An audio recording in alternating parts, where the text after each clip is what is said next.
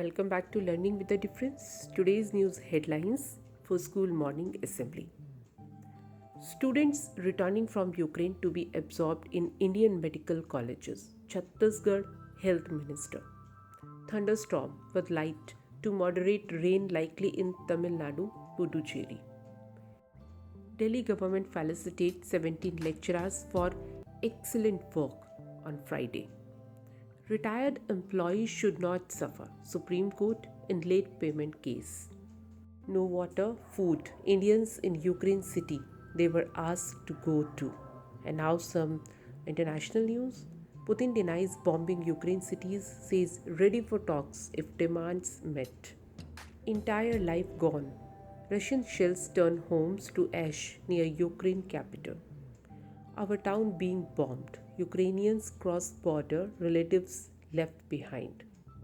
56 killed in Pakistan mosque blast, 194 wounded. 1,000 Indians still in Ukraine war zones, trying to arrange buses. UK Home Secretary Preeti Patel launches Ukraine family visa scheme. And now some sports news. Shane Warne, Australian spin bowling legend, dies at 52 in Thailand. Shane Warne, he took the world for a spin and the world loved him back.